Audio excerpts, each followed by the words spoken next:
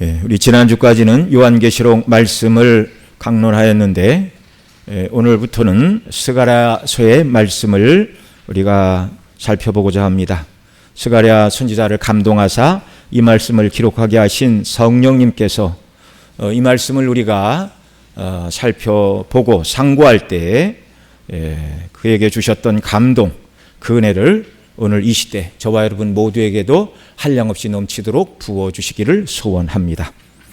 자, 구약성경 스가랴는 바벨론 포로에서 1차로 돌아온 백성들이 성전 재건을 시작한 후 그 역사를 반대에 부딪혀 멈추게 되었는데요. 그때 여호와께서 스가랴를 감동하사 선지자로 부르시고 그때 그들에게 주신 말씀입니다. 스가랴를 불러 이 말씀을 전하게 하신 정확한 때가 언제였는지를 1절에 이렇게 말씀하고 있습니다. 본문 1절 함께 같이 읽습니다. 다리오 왕 제2년 8째 달에 여호와의 말씀이 이또의 손자 베레가의 아들 선지자 스가랴에게 임하니라 이르시되, 스가랴를 선지자라 부르시어 말씀을 주신 때는 다리오 왕 제2년 8째 달이라 이렇게 말씀하고 있습니다. 여기 오늘 본문에 등장하는 다리오 왕은 다니엘서 5장에 나오는 바벨론의 왕 벨사사를 죽이고 메대 사람 다리오가 나라를 얻었다라고 말씀한 그 다리오가 아닙니다. 그 다리오 왕은 자신이 내린 조서대로 예루살렘을 향하여 창을 열고 기도한 다니엘을 사저굴에 던졌으나 다른 신하들이 다니엘을 죽이려고 모함한 것이라는 것을 그때 깨닫고 다음 날 애타게 자기가 던지라고 했던 사자굴에 가서 다니엘이 살아있느냐 이렇게 불렀던 그 다리오가 아니라는 말입니다. 오늘 본문의 다리오는 고레스 왕의 손자였는데 고레스의 아들이, 이 고레스가 실질적으로 바벨론을 무너뜨리고 메데 바사, 오늘날 학생들의 교과서에 등장하는 페르시아 대제국을 건설한 사람이 바로 고레스였는데 그 다리오와 고레스의 관계는 친척이다 또는 고레스를 다리오로 불렀다, 뭐 이런 학자들의 견해가 있습니다. 어쨌든 페르시아를 건국한 사람은 고레스였고요. 고레스의 아들이 감비세스 2세였고 그 감비세스 2세의 아들이 오늘 본문에 등장하는 다리오인데 역사 속에서 이 다리오는 다리오 1세 휘스타스 페스라 이렇게 불리는 왕이었습니다. 이 사람은 주전 521년에 즉위하여 주전 486년까지 35년 동안 페르시아를 통치한 왕이었습니다. 오늘 본문 1절에서 다리오 왕 제2년, 그러니까 주전 521년에 즉위를 하고 1년이 흘렸으니 주전 520년 8째 달, 그러니까 이 8째 달은 오늘날 달력으로는 10월 중순에서 11월 중순에 해당하는 때가 당시 8월이었습니다. 이때는 바벨론 포로에서 돌아온 해가 주전 538년이었는데요. 포로로부터 돌아온 지는 18해가 지났으나 포로에서 돌아온 자들이 성전 재건을 시작한 후 2년 만에 반대에 부딪히게 됩니다. 성전 재건을 시작하자 그 땅에 살고 있던 사람들, 곧 포로로 끌려가지 않고 남아있던 자들은 소수였고 바벨론이 이스라엘 백성들을 포로로 끌고 가고 다른 지역의 사람들을 이주시켰습니다. 그러니까 순수한 유대인이 아니고 다른 지역의 우상을 가지고 와서 우상을 섬기던 자들이에요.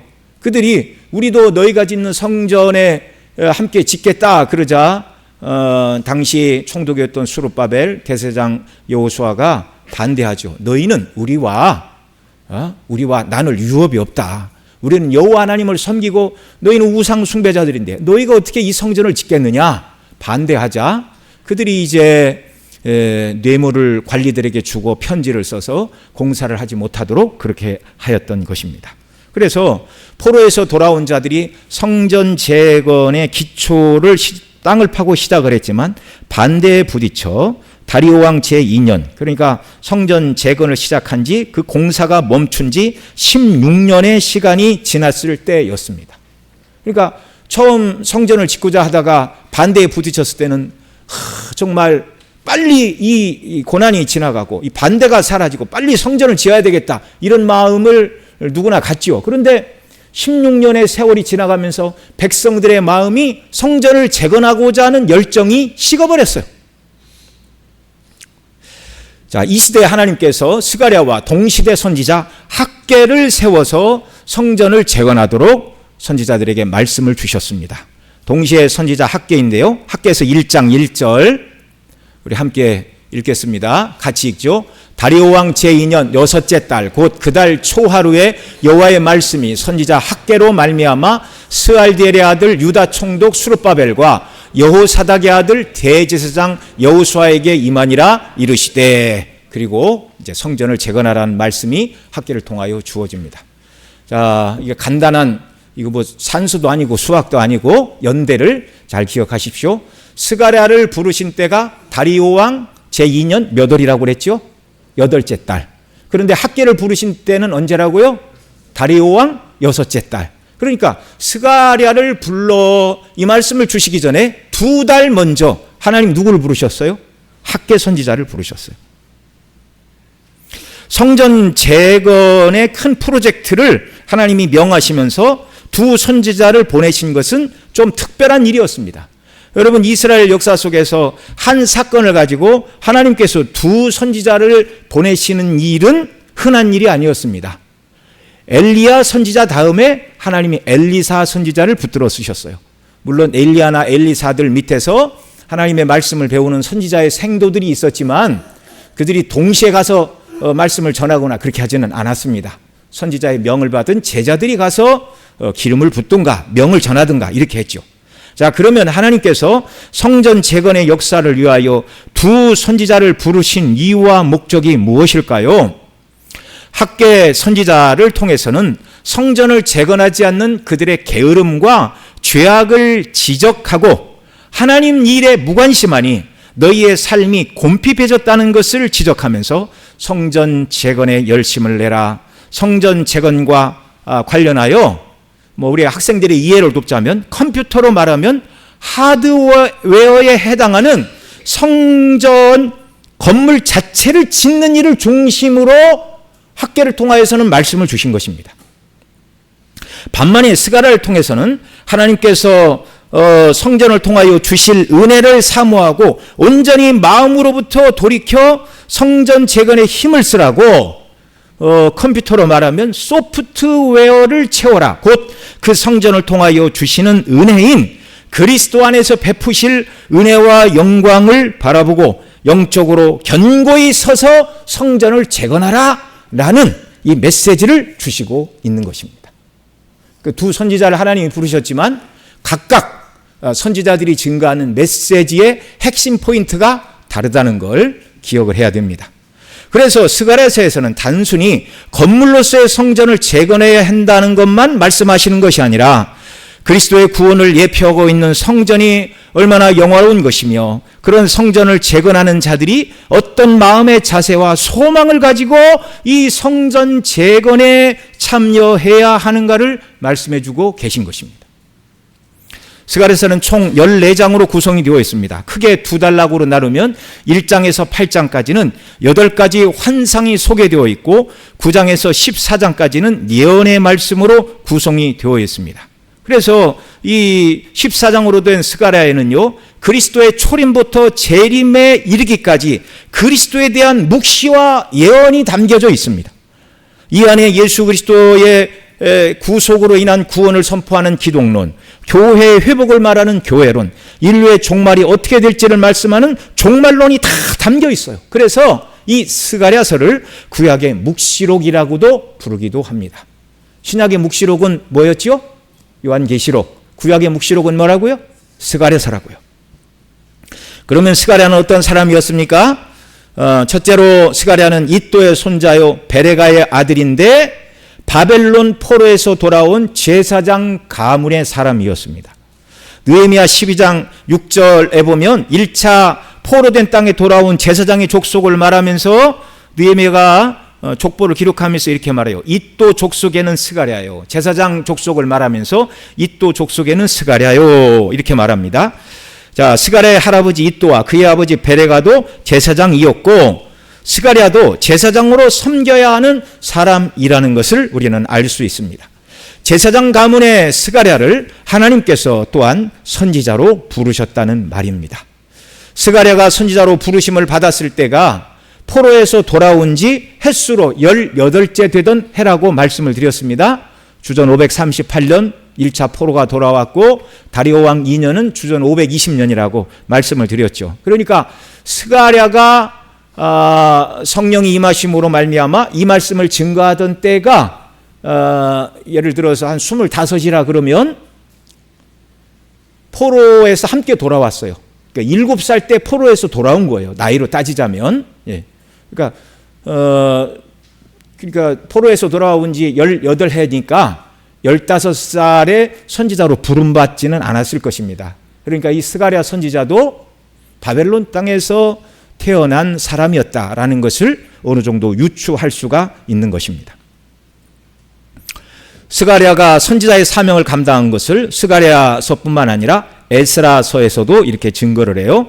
에스라 6장 14절로 15절에 보면 학개와 스가랴의 권면을 따라서 포로에서 돌아온 유다 백성들이 성전 재건을 하나님께서 다시 명하신 것이 다리오 왕 제2년인데 다리오 왕 제6년에 성전 재건이 완공되었다 이렇게 말합니다. 여기 에스라 6장 14절 15절 같이 읽죠.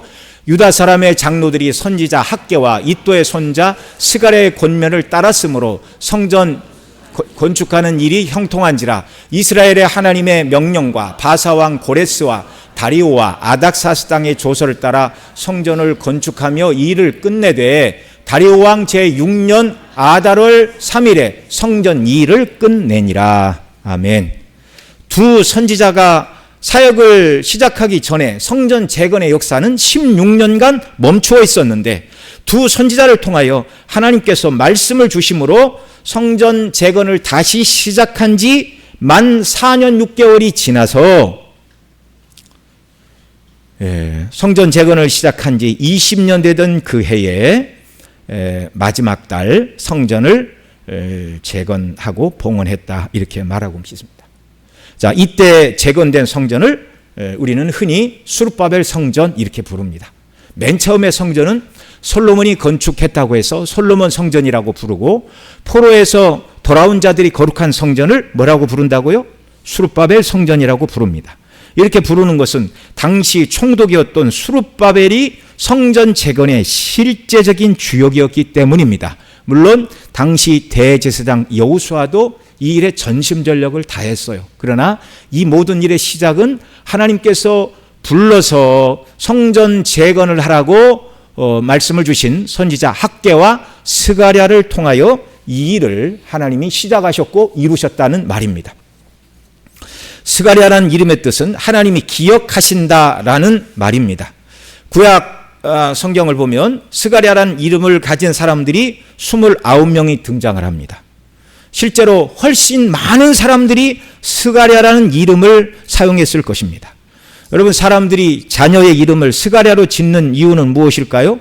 하나님께서 자신이 하나님 앞에서 믿음을 따라 행한 일, 그리고 앞으로 태어난 이 자녀가 정말 하나님 앞에서 선한 일을 행하고 그 모든 일들을 기억하여 주시기를 원하여 자녀의 이름을 하나님이 기억하신다라는 뜻의 스가랴로 지었을 것입니다. 또 다른 경우는 하나님께서 모든 것을 기억하시니 하나님 앞에서 바른 신앙인으로 살아가라는 뜻에서 자녀의 이름을 스가랴로 짓기도 하였을 것입니다. 성경에 보면 오늘 본문의 스가랴처럼 제사장이면서 하나님의 영이 임하여 말씀을 증거한 다른 스가랴가 또 한 사람이 있습니다. 누구죠? 우리 2주 전 주일 찬양 예배 시간에 그 열왕기 하에 나오는 인물입니다. 바로 요아스 왕에 의하여 죽임을 당한 대제사장 여호야다의 아들 스가랴입니다. 그 스가랴는 요아스 왕이 자기 아버지 여호야다가 살아 있을 때는 여호와 앞에서 정직히 행하였는데 자기 아버지 여호야다가 죽고 요아스 왕이 방백들의 말을 듣고 우상 숭배를 시작하자 하나님의 영에 감동된 스가랴가, 그는 제사장이었어요. 근데 하나님께서 성령께서 이 스가랴를 감동하사 왕의 죄를 지적하였습니다. 그러자 요아스 왕이 듣지 않고 회개하지 않고 도리어 이 스가랴를 돌로 쳐 죽였습니다. 이 스가랴가 죽어갈 때 여호와는 감찰하시고 신원하여 달라고 간구했습니다. 하나님은 그 기도를 들으셨어요. 스가랴의 이름이 뜻이 하나님이 기억하신다인데, 이 이름을 가진 여호야다의 아들 스가랴가 죽어가면서 우상 숭배의 죄를 회개하지 않고 무지한 자신, 더 나아가 은인의 아들을 죽이는 요아스의 악행에 대하여 여호와는 감찰하시고 신원하여 주옵소서라고 간구하고 죽어갈 때 외친 그 소리를 하나님이 들으셨습니다. 그래서 1년 후 아람 군대를 보내어 요아스를 징계하셨습니다. 요아스가 아람과의 전투에서 부상을 당하여 적군이 버리고 갔는데, 역대하 24장 25절에 보면 이렇게 말해요. 그의 신하들이 제사장 여호야다의 아들들의 피로 말미암아 반역하여 그를 그의 침상에서 쳐 죽인지라. 오늘도 우리는 하나님께서는 모든 인생들이 행하는 모든 선악간의 말과 행실을 보시고 기억하시며 그 죄와 악을 심판하시는 분임을 우리는 기억해야 됩니다. 굳이 저와 여러분이 이름을 스가랴로 짓지 않아도 하나님께서는 모든 것을 다 보고 계시고 헤아리고 계신다는 사실을 기억하시기 바랍니다. 저와 여러분은 하나님 앞에서 살고 있어요. 아무것도 숨길 것이 없어요. 시편에 보면 내가 달에 거한다 할지라도 주께서 거기 계시며, 또 내가 심중에 품은 생각도 주께서 다 아시나이다, 그렇게 말하고 있습니다. 여러분, 저와 여러분은 마음으로부터 악한 생각과 계획, 그리고 악한 말과 모든 행실을 버리고 하나님 말씀대로 순종하며 순례길을 살아가는 주의 백성과 자녀들이 되기를 소원합니다. 자, 오늘 본문 2절에 스가랴는 하나님께서 그의 조상들에게 진노하신 옛정리를 먼저 상기시키고 있습니다. 오늘 본문 2절 같이 읽지요. 여호와가 너희의 조상들에게 심히 진노하였느니라. 아멘. 자, 지금 포로에 돌아온 백성들을 향하여 스가랴가 하나님의 말씀을 전합니다. 너희가 포로에서 돌아와 지금 살고 있지만 옛적에 여호와께서 너희 조상들에게 진노하였느니라. 하나님께서 그들 조상에게 진노하심으로 말미암아 바벨론이 유다를 이렇게 침략을 해서 나라가 망하고 성전이 무너지고 성전의 기명을 다 빼앗겼고 수많은 사람이 죽고 남은 자들은 포로로 끌려가고 그 땅에는 아주 극소수의 사람만 살게 되었습니다. 이것이 바로 여호와가 그들의 조상에게 심히 진노하신 사건이었습니다. 여러분, 하나님께서 그들의 조상에게 진노하신 이유는 무엇이죠? 우상 숭배의 죄 때문이었습니다. 열왕기하 23장 25절로 27절을 보면 아직 유다가 망하지 아니한 때 유다의 마지막 등불이었던 요시야가 마음을 다해 하나님을 경외하고 바르게 섬겼음에도 불구하고 므낫세가 범한 우상 숭배의 죄를 물어서 이스라엘을 주 앞에서, 이스라엘, 북이스라엘을 말하는 거예요. 북이스라엘을 주 앞에 물리쳐 아수르로 말미암아 멸망하게 함과 같이 유다도 물리치시고 예루살렘과 성전을 버리실 것이다, 이렇게 말씀하고 있어요. 자, 열왕기하 23장 25절로 27절 한 절씩 읽습니다. 요시야와 같이 마음을 다하며 뜻을 다하며 힘을 다하여 모세의 모든 율법을 따라 여호와께로 돌이킨 왕은 요시야 전에도 없었고 후에도 그와 같은 자가 없었더라.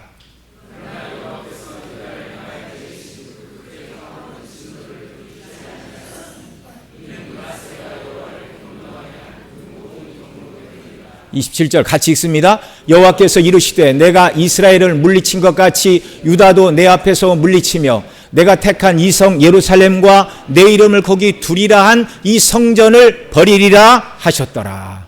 아멘. 무서운 말씀이에요. 특별히 이 므낫세는 여호와의 성전 안에 하늘의 1월 성신을 위하여 제단을 쌓고 흰놈의 골짜기에서 그 아들들을 불 가운데로 지나게 하는 일. 불을 뛰어넘었다는 얘기가 아니라 불에 태워 인신제사를 드렸다는 말이에요. 이런 악한 일을 행하였습니다.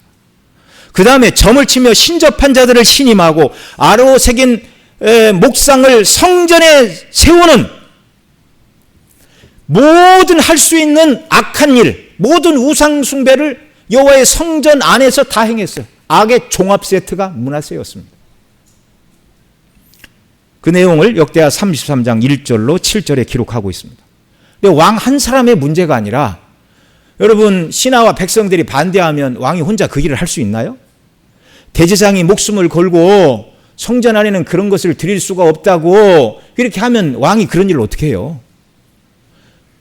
당시 모든 제사장과 백성들 모두가 왕과 한마음 한뜻이 되어 우상 숭배에 빠졌다는 말입니다.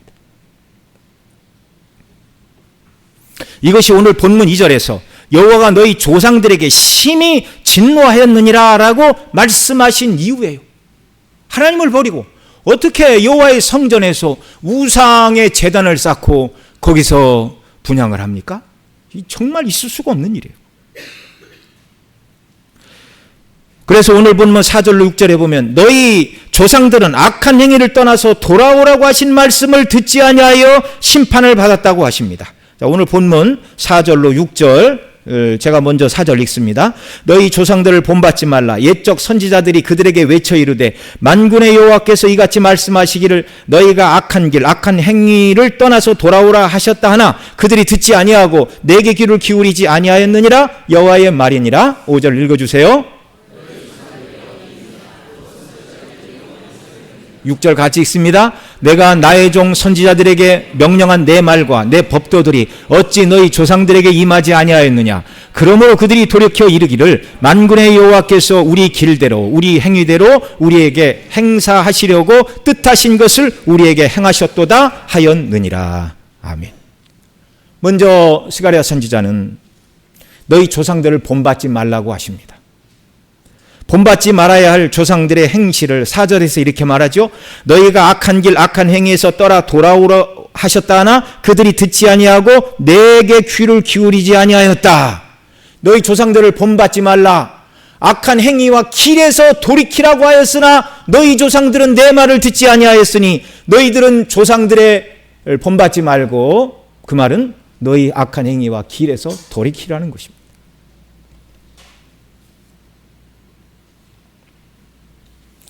여러분 그러면 지금 조상들의 악한 행위를 본받지 말라고 하시는 것은 지금 이 말씀을 듣는 그들이 무슨 악한 행실을 행하고 있다는 말이죠.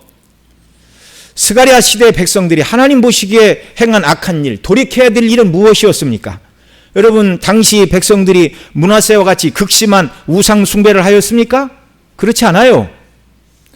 단지 성전 재건이 때가 되었지 않다고 생각하고 멈추고 있었던 때였습니다. 이제 성전을 재건하는 말씀을 주신 것이죠.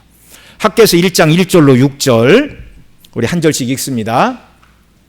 제가 먼저 읽죠. 다리오 왕 제2년 여섯째 달 곧 그 달 초하루에 여호와의 말씀이 선지자 학개로 말미암아 스알디엘의 아들 유다 총독 수룹바벨과 여호사닥의 아들 대제사장 여호사에게 임하니라. 이르시되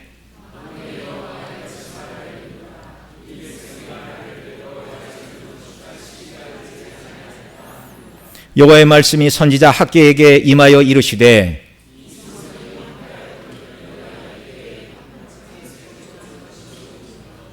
그러므로 이제 만군의 여호와가 이같이 말하노니 너희는 너희의 행위를 살필지니라.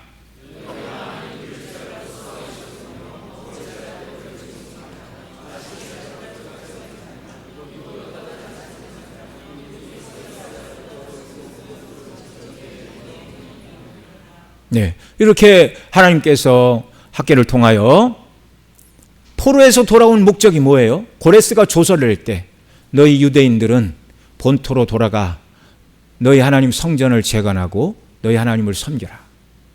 하나님께서 고레스를 감동하사 조서를 내리셨어요. 그들이 돌아온 목적이 뭐예요?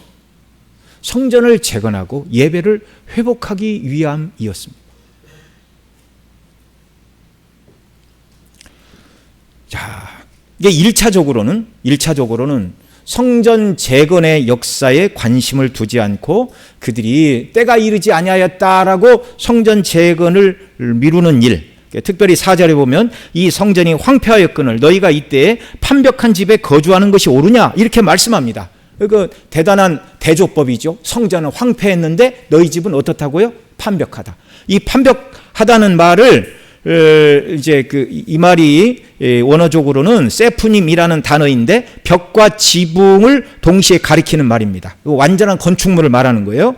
70인경에서는 둥근 천정 지붕으로 번역하였습니다. 오늘날 용어로 바꾼다면 최고급 건축 자재로 화려하게 너희 집은 짓고 성전은 황폐한 채 있다. 이것을 지적하신 거예요. 성전은 무너진 상태로 황폐한데 백성들은 자기들의 집은 좋은 재료로 건축하여 반듯한 벽과 둥근 천정으로 잘 꾸미고 살고 있다라는 말입니다. 포로된 땅에서 예루살렘으로 돌아온 목적이 무너진 성전을 건축하고 성전 예배를 회복하고 하나님의 영광을 드러내는 것인데 이 일을 하지 않은 것은 명백한 죄입니다. 그래서 너희가 이 일을 하지 않기 때문에 하나님께서 뭐라고 말씀하세요? 너희를 살펴봐라. 너희가 씨를 많이 뿌려도 수확이 적고 먹어도 배부르지 못하고 마셔도 흡족하지 못하고 입어도 따뜻하지 못하고 일꾼이 싹을 받아도 그 싹이 이렇게 쌓이는 것이 아니라 구멍 뚫린 전대에 넣음과 같이 너희의 삶이 고난과 곰핍과 어려움이 계속되는 것이다. 이 경고를 하나님 다리오 왕 2년 6월에 주셨어요. 그 백성들이 돌이켰어요. 성전 재건에 힘쓰라는 말씀을 주실 때 이들이 회개하고 이 말씀에 순종하여 성전 재건을 다시 시작했습니다. 학개서 1장 14절 15절에는 이렇게 말합니다. 여기 같이 읽죠. 시작.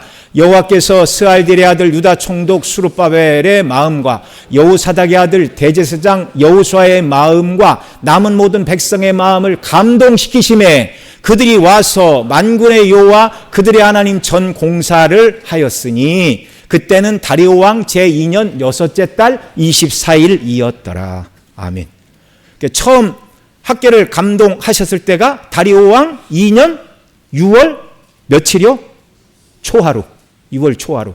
그런데 선지자 학개가 전한 이 말씀을 듣고 총독과 대제사장 그리고 모든 백성들의 마음을 하나님께서 감동시키시자 그들이 이제 한꺼번에 다 모여 성전 재건을 시작했다는 거예요. 그때가 언제라고요? 그 6월 24일. 그러니까 처음 이 말씀이 주어진 다음에 23일이 지나고 회개하며 자신들을 돌아보고 23일이 지나자 전체가 성전 재건 프로젝트에 참여를 하고 있다는 말입니다. 자, 그러면 두 달 후에 하나님께서 스가랴를 통하여 너희 조상들과 같이 악한 길과 행위에서 돌이키라 이렇게 말씀하시는 그 죄는 무엇인가요? 므낫세 시대처럼 심각한 우상 숭배의 죄도 아니고 여호와의 성전 건축을 버려두고 자기 집만 화려하게 꾸미던 하나님의 일을 뒷전에 놓았던 그런 죄악도 회개하고 지금 이제 8월 며칠인지는 모르지만 6월 마지막에 이제 그들이 성전 프로젝트를 시작했으니까 온전히 7월 한 달 그리고 8월 얼마 동안 열심히 백성들이 땀을 흘리며 성전 재건에 힘을 쓰고 있는 그때예요. 이때 너희가 악한 길과 악한 행위에서 돌이켜야 된다. 조상들과 같이 하지 말라. 이렇게 말씀하시고 있다면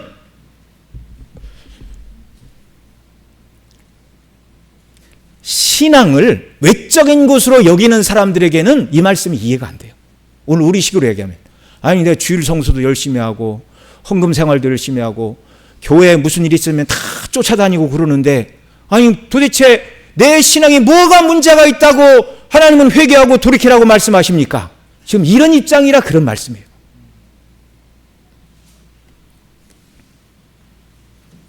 여기 4절로 6절에서 조상의 죄를 따르지 말라고 하시면서 세 가지를 질문하십니다. 첫째 5절에서는 너희 조상들이 어디 있느냐 이렇게 물으셨어요. 자, 그들의 조상들이 다 어디 있어요? 불순종하여 바벨론 땅으로 끌려가 그 땅에서 죽고 그 땅에서 흙으로 돌아갔어요. 불순종의 결과가 이렇다는 것입니다. 두 번째 질문은 5절 하반절에 선지자들이 영원히 살겠느냐 이렇게 묻고 있습니다. 우상 숭배에서 돌이키라고 말씀을 전했던 선지자들도 어떻다는 거예요? 그들도 다 죽었다는 거예요. 선지자도 영원히 살지 못합니다. 늘 회개를 외치고 하나님께로 돌아오라고 가르치는 종들이 항상 있는 것이 아니라는 거예요. 돌이켜 회개하라고 말해주는 선지자, 주의 종들이 있을 때 그 말씀을 돌이키고 회개하는 역사가 우리에게 있기를 바랍니다. 하나님의 말씀을 듣고 회개할 기회가 무한정 주어지지 않는다는 거예요. 바로 하나님의 말씀을 듣는 이때가 회개의 때이고 은혜의 때인 줄을 믿으시기 바랍니다. 오늘 하나님의 말씀을 들으면서 내가 주께로 돌이키지 못한 부분이 뭐라도 있다라는 것이 느껴지면 즉시 회개하고 하나님의 은혜를 오늘 구해야 됩니다. 지금 구해야 됩니다. 세 번째로 6절 상반절에 이렇게 말하죠. 내가 나의 종 선지자들에게 명한 내 말과 내 법도들이 어찌 너희 조상들에게 임하지 아니하였느냐. 자, 회개하라는 말을 들은 조상들이 회개하지 않자 그들은 이방 땅이 죽어 묻혔고 회개를 선포하던 선지자도 다 하나님이 불러가셔서 이 땅에 존재하지 않지만 그러나 선지자들에게 명령한 내 말과 법도는 어떻게 되었다고요? 너희 조상들에게 다 임했다고요. 순종하지 않는 그들에게 하나님의 말씀은 응한다는 것입니다. 지금도 회개하지 않는 자들에게는 하나님의 입에서 나간 규례와 법도와 심판의 말씀은 언제든지 살아 역사하여 그 말씀이 그 사람을 심판한다는 거예요. 더 이상 증거하는 선지자가 없다 할지라도.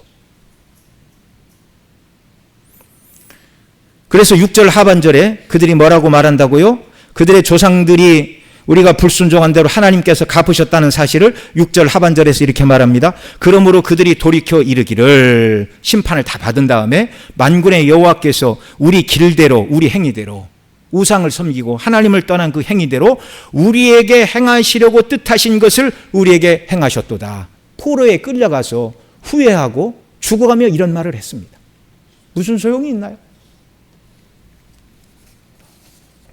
자, 이렇게 4절로 6절에서 여호와께서 그들의 조상들이 회개를 외치던 선지자의 말을 듣지 않으므로 말씀을 외치던 선지자도 죽고 회개하지 않던 자들에게 하나님이 경고하신 그 말씀이 성취되어 그들이 포로로 끌려가고 죽어 심판을 받고 또 죽기 전에 비참한 노예 생활을 하다가 죽어간 것이 너희 조상들이 아니냐라고 조상들의 죄를 지적하는 것은 너희 조상들은 참 못됐다 그 말을 하는 것이 아니라 너희 조상들처럼 하나님께로 돌아오지 않는 죄악을 너희는 고쳐야 된다.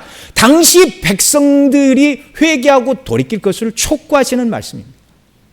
이 말씀을 저와 여러분이 살펴보는 이유와 목적도 궁극적으로 과거에 하나님을 섬겼던 구약의 백성들이 어떤 죄를 저질렀는가를 알고자 함이 아니라 이 말씀에 비추어 오늘 나의 삶은 어떠인가? 나는 하나님께 돌이키지 않는 부분이 무엇인가? 이것을 깨닫는 은혜를 주께서 베풀어 주시기를 원합니다. 여러분, 당시 백성들의 죄가 무엇이에요? 무엇이 잘못되었기에? 3절 말씀 우리 같이 읽습니다. 본문 3절 시작. 그러므로 너희는 그들에게 말하기를 만군의 여호와께서 이처럼 이르시되 너희는 내게로 돌아오라. 만군의 여호와의 말이니라. 그리하면 내가 너희에게로 돌아가리라. 만군의 여호와의 말이니라. 아멘. 스가랴 선지자가 돌이키라고 말한 죄는 므낫세 시대처럼 극악한 우상 숭배의 죄도 아니고 성전 건축을 쉬고 있던 일, 곧 하나님의 명하신 일을 행하지 않는, 성전을 건축하지 않는 태만의 죄를 지적하는 것도 아닙니다. 앞서 살펴본 것처럼 다리오 왕 2년 6월 1일에 성전을 다시 지으라는 말씀을 학기를 통하여 주시자 총독과 대제사장 모든 백성들이 합심하여 성전 재건을 시작한 때가 6월 그달 24일이었다고 말씀하고 있습니다. 이 8월은 말씀드린 대로 모든 백성들이 땀 흘려 성전을 재건하고 있는 그때예요. 그런데 너희는 조상들과 같이 하지 말고 너희 약한 길과 행위를 돌이키고 내게로 돌아오라. 그러면 나도 너희에게 돌아가리라. 이렇게 말씀하고 계신 거예요. 이들이 돌이켜야 될 죄가 무엇입니까? 성전 재건은 열심히 하고 있었지만 그들이 진실로 마음으로는 여호와께 돌이키지 않았다는 거예요. 오늘날로 말하면 삽과 괭이를 가지고 성전의 기초를 파고 있고, 산에 올라가 도끼와 톱으로 나무를 베어 건축할 제목을 만들고, 석공들은 돌을 다듬으며 열심히 몸을 움직이고 외관의 성전을 짓기 위하여 애쓰고 있지만, 여호와 보시기에 그들의 심령의 상태가 온전히 하나님께 돌아온 것이 아니라는 말입니다. 여호와께서 스가랴를 통하여 당시 성전 재건에 열심을 내고 있는 백성들에게 회개를 촉구하시는 것은 외적인 성전 재건의 속도가 늦다, 이걸 말씀하시는 것이 아니고 마음으로부터 돌아와야 된다. 그들의 죄는요, 성전을 재건하는 동기가 하나님 보시기에 합당하지 않았다는 것입니다. 앞서 학개 선지자에게 너희가 성전을 짓지 않으므로 씨를 뿌려도 거두는 것이 없고, 마셔도 흡족하지 않고, 먹어도 배부르지 않고, 일꾼이 싹을 받아도 전대가 구멍 뚫린 것과 같다라는 말씀을 주셨고, 그 뒤에 또 학개서 1장 9절로 11절을 보면 이렇게 말씀하십니다. 여기 같이 읽죠. 학개서 9장 1장 9절로 11절. 제가 먼저 읽습니다. 너희가 많은 것을 바랐으나 도리어 적었고, 너희가 그것을 집으로 가져갔으나 내가 불어버렸느니라. 나 만군의 여호와가 말하노라. 이것이 무슨 까닭이냐. 내 집은 황폐하였으되 너희는 각각 자기 집을 짓기 위하여 빨랐습니다.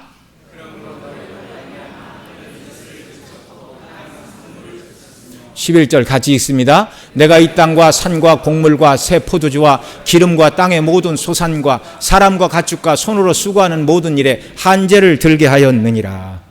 이 말씀을 듣고서 우리가 열심히 살아보려고 해도 제대로 안 된 것이 성전 건축을 안 하니까 하나님이 복을 주시지 않고 우리에게 재앙을 내리셨구나, 이걸 깨닫고 이들이 이제 성전 건축을 시작했다 그 말이에요. 그런데 이들이 성전을 건축하기는 하지만 그 목적이 성전을 건축하면 더 이상 물질적으로 고난을 당하지 않고, 여기 우리가 함께 읽은 대로 정말 우리가 성전 건축을 열심히 하면 하나님이 기뻐하사 그쳤던 하늘의 이슬을 주셔서 땅의 산물이 그치지 않고 이 땅과 산과 곡물과 새 포도주와 기름과 땅의 모든 소산과 사람과 가축과 손으로 수고하는 모든 일에 한제가 아니라 하나님이 복을 주실 것을 바라는 마음만 가지고 이 일을 하고 있다는 거예요.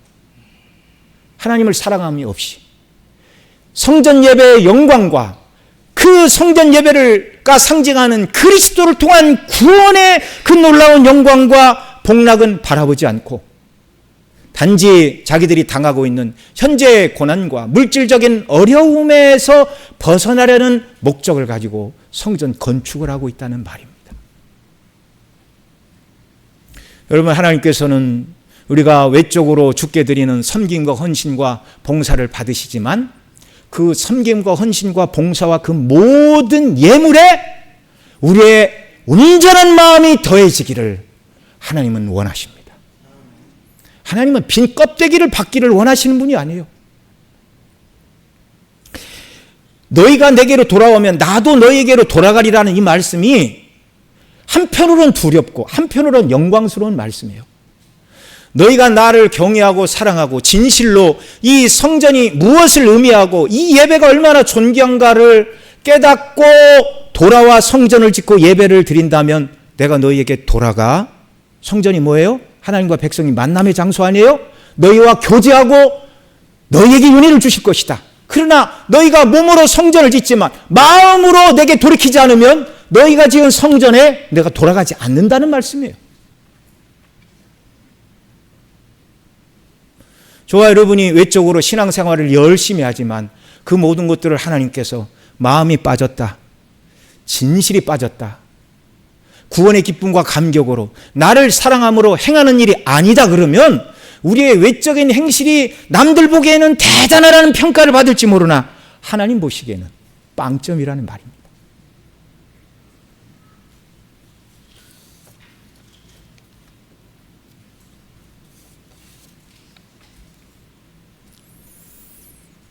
당시 백성들이 학개 선지자를 통하여 성전을 재건하는 말씀에 우리가 순종했는데 여호와께로 돌아오라는 말씀은 무슨 뜻입니까? 항변할 수 있어요. 그러나 하나님은 속일 수 없어요. 하나님은 속지 않으십니다. 사람은 외모를 보거니와 나 여호와는 중심을 보신다고 사무엘에게 말씀하신 하나님은 절대로 인생들에게 속지 않으십니다. 당시 백성들이 열심히 성전을 재건하고 있지만 마음으로부터 온전히 돌이키지 못했다는 걸 지적하고 계세요. 그래서 이 스가랴 선지자를 통하여 성전의 영광이 무엇이고 성전을 통하여 하나님이 주실 그리스도 안에서 예표하신 구속이 무엇인가를 그들로 하여금 말씀을 증거하게 하시는 것입니다.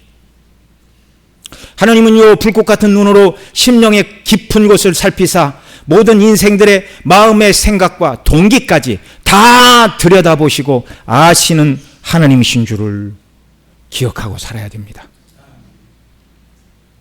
오늘 3절에서 너희는 여호와께로 돌아오라 말씀하실 때 이 말씀을 하시는 하나님을 뭐라고 표현해요? 만군의 여호와라고 말하고 있어요. 만군의 여호와께서 이처럼 말씀 이르시되 너희는 내게로 돌아오라. 만군의 여호와의 말이니라. 그리하면 내가 너희에게로 돌아가리라. 만군의 여호와의 말이니라.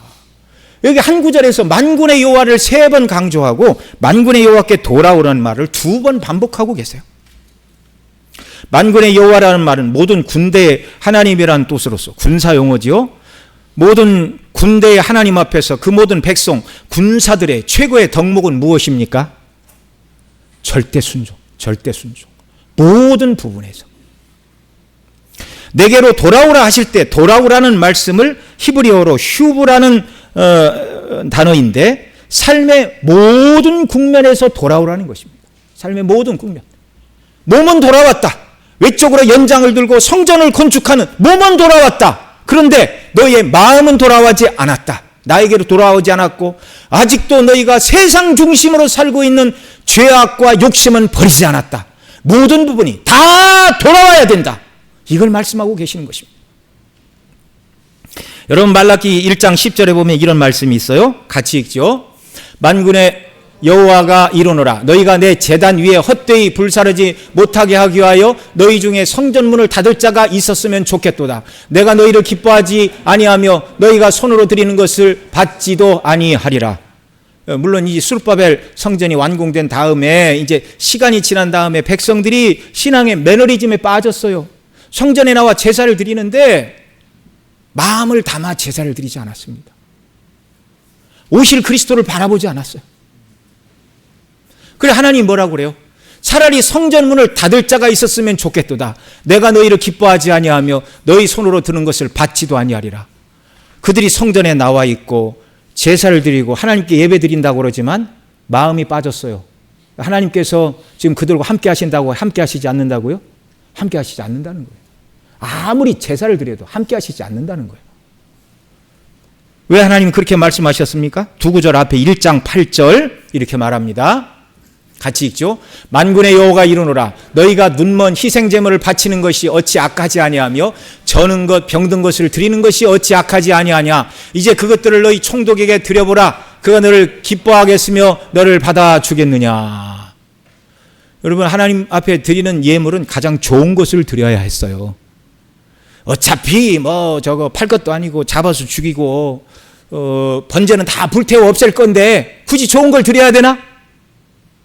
가장 못난 걸 드렸어요. 가장 못난 것. 병들고 절고 못난 것. 구약시대 대제사장들이 제물을 받기 전에 검사를 합니다.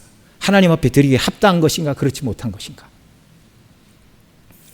말라기 시대는 가장 못한 걸 드렸대요. 왜 그랬어요? 예배에 대한 사모함이 없어요. 하나님이 이 예물을 받으시고 내 죄를 용서하시고 구원을 베푸신다는 신앙의 열정과 감격과 구원의 감격이 사그러든 시대였어요. 흠있고 값싼 예물을 드리는 것은 여호와를 경외하지 않고 멸시하는 행위였습니다. 하나님은 차라리 성전문을 닫을 자가 있으면 좋겠다 말씀하십니다. 하나님께서는 하나님을 향하여 마음이 떠나버린 자들과 함께하지 않으신다는 것입니다.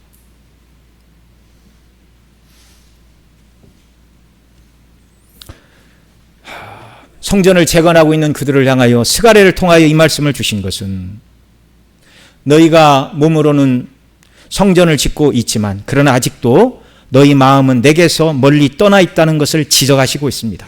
마음이 빠진 상태로 성전을 재건한다면 나도 그 성전에 함께할 수 없다는 경고의 말씀입니다. 하나님께서 임하시지 않은 성전은 건물에 불과한 것이지 참된 성전이 아닙니다. 학개를 통하여 성전을 재건하라 하신 하나님께서 스가랴를 통하여 성전을 재건하는 너희가 마음으로 내게 돌아와서 성전의 건물을 지을 뿐만 아니라 죄와 악을 버리고 인자와 긍휼을 회복하고 온전한 제사와 예배, 성전의 참 기능인 하나님을 만나고 교제하는 일을 소망하며 성전을 건축할 때 내가 거기서 너희와 만나고 교제할 것이라는 말입니다. 오늘 저와 여러분의 삶도 모든 국면에서 하나님 아버지와 우리 구주 예수 그리스도에게로 돌아가야 하는 줄 믿습니다. 오늘도 우리 구주께서 저와 여러분 한 사람 한 사람을 향하여 말씀하시는 소리를 믿음의 귀를 열고 들으시기 바랍니다. 뭐라고 말씀하세요? 오늘 본문을 통해서 너희는 내게로 돌아오라. 만군의 여호와의 말이니라. 이 말씀을 받을 때 저와 여러분의 첫 번째 반응은 무엇이어야 합니까? 주여 내가 주께로 더욱 돌아가기를 원하오니 제 심령에 은혜를 주시옵소서라고 간절히 기도해야 돼요. 왜냐하면 우리의 정서 속에 하나님을 사랑하는 마음이 없고 세상을 사랑하는 마음이 충만한데 갑자기 의지가 바뀌어서 하나님의 영광을 위하여 그리스도를 위하여 살아갈 수가 없는 것입니다.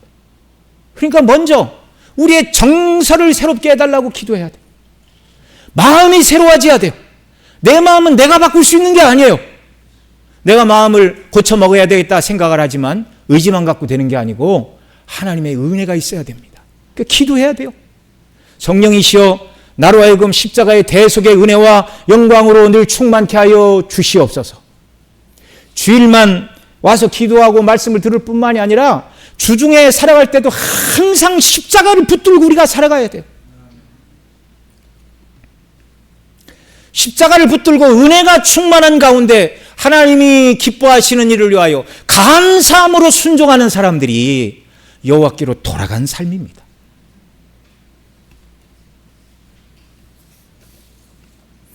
여러분, 우리가 하나님 주시는 성령의 감동으로 충만하여 십자가의 영광으로 충만하여 구원의 기쁨과 감격으로 충만하여 살아가기를 원한다면 또한 우리는 말씀으로 돌아가야 됩니다. 성령님은요, 말씀으로 역사하시는 분이에요. 성경은 온통 하나님께서 그리스도 안에서 저와 여러분을 사랑하신다라는 말씀을 기록해 주고 계십니다.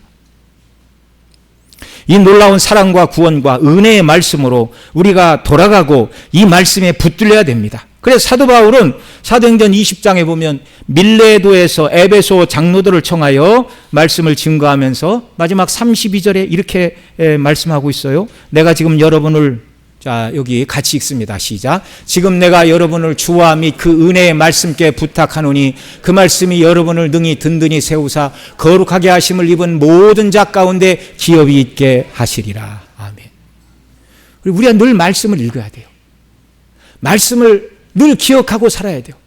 목사는 어떤 분은 주일낮에 한 번 보고 어떤 분은 주일낮까지 2번 보고 어떤 때는 수요일, 금요일, 새벽에도 보시는 분들이 있지만 일주일에 1-2번 목사 얼굴을 보고 말씀을 들을 때는 기억을 하지만 삶 속에서 저와 여러분의 삶 속에서 하나님의 말씀이 날마다 저와 여러분을 깨우치시고 가르치시고 말씀이 저와 여러분을 세워가는 복된 믿음의 자리로 나가야 된다는 말입니다.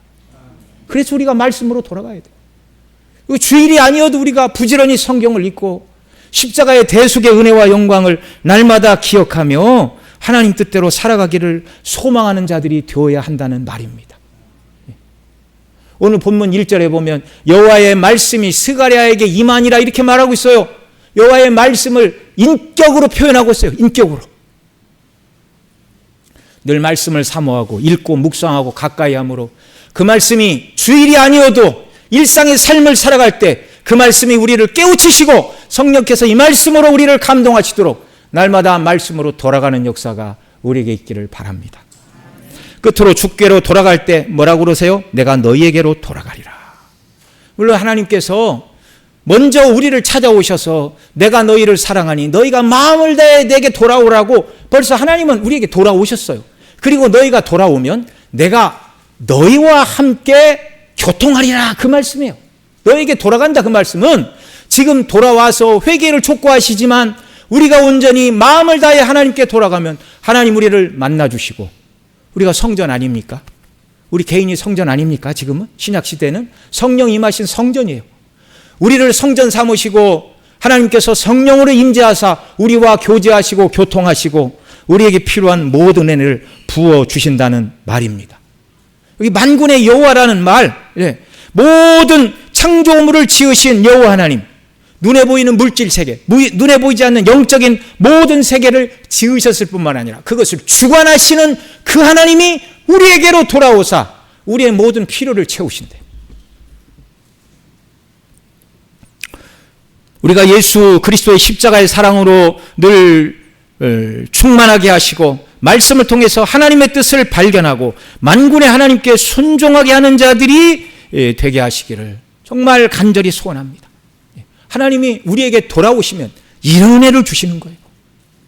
구약에서는 하나님께 돌아온 자들이 물질의 복을 받고 명예와 권세를 누리는 복을 주셨지만 신약의 복은 복의 실체이시는 그리스도로의 충만이라고 여러 번 말씀을 드렸죠. 그러니까 신약의 백성들이 구해야 될 복은 그리스도의 십자가의 대속의 은혜의 영광이 충만하고 그 은혜가 내 속에 역사하여 나 자신을 위하여 살지 않고 주의 영광을 위하여 살게 하시는 은혜를 구해야 됩니다. 이런 은혜가 충만한 사람이 누구예요? 온전히 하나님께 돌이켰고 하나님이 그에게 돌아오사 은혜를 주신 마음의 상태인 줄을 믿으시기 바랍니다. 저와 여러분 모두를 이런 사람으로 주께서 날마다 세워주시기를 간절히 소원합니다. 우리 들은 말씀 붙들고 함께 기도하겠습니다. 하나님, 제가 하나님께 온전히 돌이키지 못한 것이 무엇입니까? 마음으로 돌이키게 하여 주옵소서. 신앙의 외적인 행실이 남들과 내가 부족한 것이 없으니 잘하고 있다라고 스스로 위안하는 자들이 아니라 진실로 마음으로 주께 돌이키게 하시고 예배의 마음을 담게 하시고 기도의 마음을 담게 하시고 찬송의 마음을 담게 하시고 삶의 모든 국면에서 하나님을 기억하고 그 뜻대로 순종하는 자가 되도록 제게 은혜를 주옵소서. 주와 동행하는, 주께서 나와 함께 하시는 은혜의 삶을 회복하는 은혜 날마다 허락하시고 20년으로 남은 생애를 살아가는 복락을 베풀어 달라고 간절히 통성으로 주 앞에 기도하시겠습니다. 사랑하시는 아버지 하나님, 고맙고 감사합니다. 이 시간도 주의 말씀 듣게 하시고 우리의 연약과 허물이 무엇인가를 깨달아 알도록 하시니 감사를 드립니다. 스가랴 시대의 백성들 학계를 통하여 부르심을 받아 그들이 몸으로는 열심히 성전을 재건하고 있었지만 그러나 하나님 보실 때 무엇인가 빠졌습니다. 회개하라, 돌이켜라. 너희 조상들과 같이 악한 길과 행위에 계속 있다가 재난을 당하지 말고 내게 돌이켜라. 너희가 내게로 돌아오면 나도 너희에게 돌아가리라 하나님 말씀하여 주셨는데 오늘 이 말씀이 우리에게 주시는 말씀인 줄 믿습니다. 우리가 주일이면 교회를 나오고 또 예물도 하나님께 드리고 헌신도 하고 봉사도 하니 내 신앙은 문제가 없다 말하지 말게 하시고 우리의 모든 예배와 우리의 모든 삶 속에서 공적인 예배와 삶 속에서 드리는 영적인 예배 모든 부분에서 하나님 앞에서 깨어있게 하여 주시옵소서. 마음을 담아 하나님을 예배하고 하나님이 기뻐하시는 삶의 예배를 드리는 주의 백성들 모두가 되게 하여 주시기를 원합니다. 날마다 성령께서 우리를 감동하사 십자가의 대속의 은혜의 영광으로 충만하게 하시고 우리가 하나님께 마음으로 돌아가고 말씀으로 돌아감으로 말미암아 그 말씀이 우리를 하나님 앞에 세우고 말씀이 우리를 가르치시는 놀라운 역사가 일어나도록 성령 하나님 역사하여 주시고 은혜를 더하여 주옵소서. 그래서 우리 교회 모든 성도들의 삶이 주님과 교통하고 우리에게 돌아오신 주와 함께 교제하며 기뻐하며 하늘의 산 소망을 가지고 순례길을 살아가는 자들 모두가 되게 하여 주시옵소서. 우리 구주 예수님의 이름으로 기도드리옵나이다. 아멘.